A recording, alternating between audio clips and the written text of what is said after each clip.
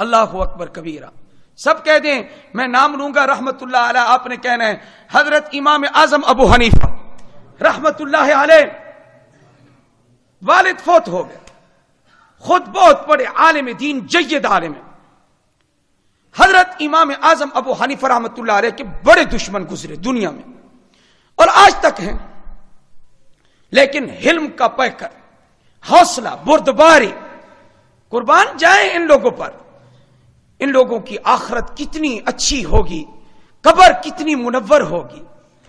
کہ کل عمر ان کی 70 سال ہے. 70 سال عمر ہے اور جو حج لکھے ہیں ان کے 55 اللہ نے 55 مرتبہ حج کی سعادت نصیب فرمائی. پہلا حج 15 سال کی عمر مکمل ہونے پر 16واں سال شروع تھا تو پہلا حج والد کے ساتھ کیا. اس کے بعد حج کرتے رہے مسلسل. جی 55 حضرت نے حج کیے ہیں. صرف عمر کے 15 سال اس میں سے حج نہیں کیا. بچپن تھا، زمانہ تھا. اور آخری حج جب بوڑھے ہو گئے تو بڑھاپے کی حالت میں آپ جاتے ہیں کعبۃ اللہ کا غلاف پکڑ لیتے ہیں.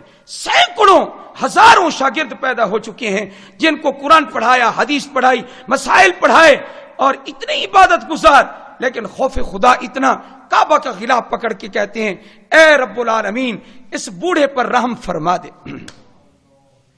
مزہ آتا ہے کعبے کا غلاف ہو، داڑھی سفید ہو. اس لیے کہتا ہوں سفید کر کے جانی چاہیے. جی یہاں کالا خضاب لگا کے نہ جاؤ.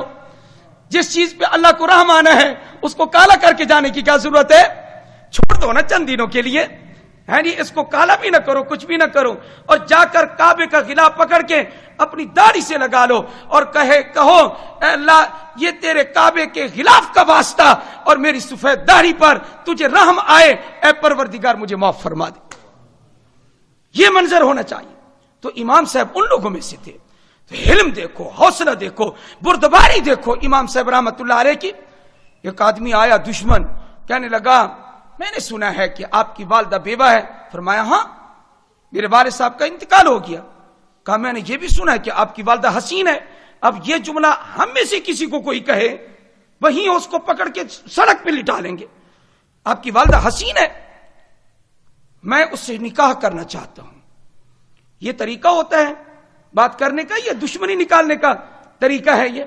یہ غصہ دلانے والی بات ہے. امام صاحب رحمۃ اللہ نے اس موقع پر بھی شریعت کا دامن نہیں چھوڑا.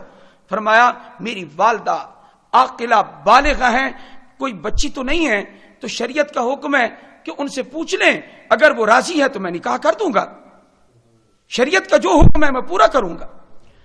اس کا مقصد نکاح کرنا نہیں تھا، اس کا مقصد تو امام صاحب کی تذلیل تھی.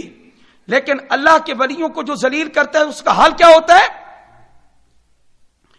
شبلی نعمانی رحمت اللہ علیہ نے النعمان میں لکھا ہے. علامہ شبلی نعمانی کا نام کون نہیں جانتا؟ کتاب لکھی ہے باقاعدہ النعمان امام ابو حنیفہ رحمت اللہ علیہ کے حالات پر.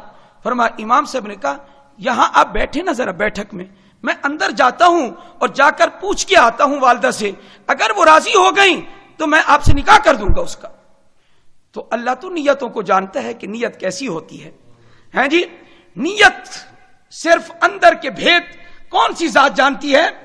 ہاں جی یہ دل و دماغ میں کھوٹ کس کے ہے یہ رب جانتا ہے. میں کھوٹا ہوں مجھے رب جانتا ہے، میں کھرا ہوں رب جانتا ہے. پیر نصیر الدین گولروی رحمت اللہ علیہ یہی تو فرماتے ہیں یہ کس سے قیامت کے دن کھلیں گے، کھرا کون ہے کھوٹا کون ہے. یہ رب کے سامنے جب آئے گا تو اس وقت پتہ چلے گا. تو کیا فرمایا امام صاحب نے؟ بیٹھو یہیں بیٹھو، میں جاتا ہوں. علم، بردباری، حوصلہ، تدبر دیکھو آپ، اور شریعت کو دیکھیں کہ کتنا مضبوط پکڑا ہوا ہے. حضرت رحمت اللہ علیہ نے فرمایا تم یہاں بیٹھو میں آتا ہوں. امام صاحب بیٹھک سے اپنے گھر کی جانب اندر داخل ہونے لگے تو کیا سنتے ہیں؟ ایک آواز، دھڑام کی آواز آتی ہے. پیچھے مڑ کر دیکھا تو کیا دیکھا؟ اندر کوئی آدمی نہیں ہے اور وہ شخص زمین پر پڑا ہوا مرا ہوا پایا گیا. کیوں؟ یہ فرشتے نے آ کے اس کو ایسے قتل کر دیا، ایسے ختم کر دیا.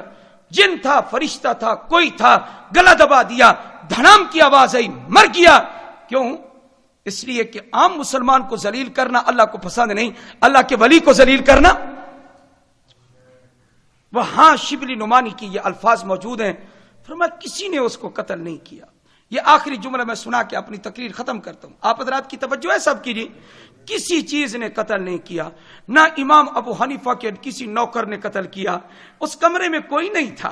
امام صاحب تو داخل ہو رہے تھے, اندر گھر جا رہے تھے, اپنی والدہ کی رائے معلوم کرنے کے لیے, شریعت پر عمل کرنے کے لیے جا رہے تھے.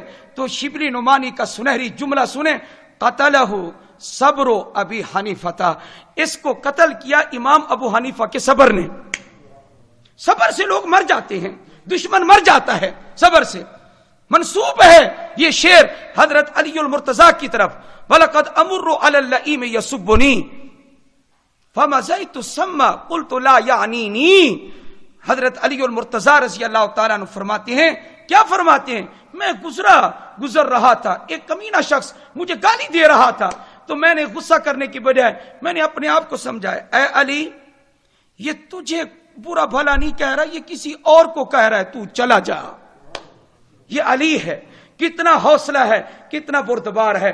جناب صدیق اکبر کا حلم, جناب علی کا حلم, جناب امام ابو حنیفہ رحمۃ اللہ علیہ کا حلم اور حوصلہ میں نے آپ کے سامنے اس لیے بیان کیا کہ اللہ مجھے بھی اور آپ کو حلم کی, حوصلے کی, جی صبر کی توفیق عطا فرمائے, اور اللہ تعالی ہمیں ان اچھے اوصاف پر اپنی شایان شان اجر عظیم عطا فرمائے. وآخر دعوانا ان الحمدللہ رب العالمین.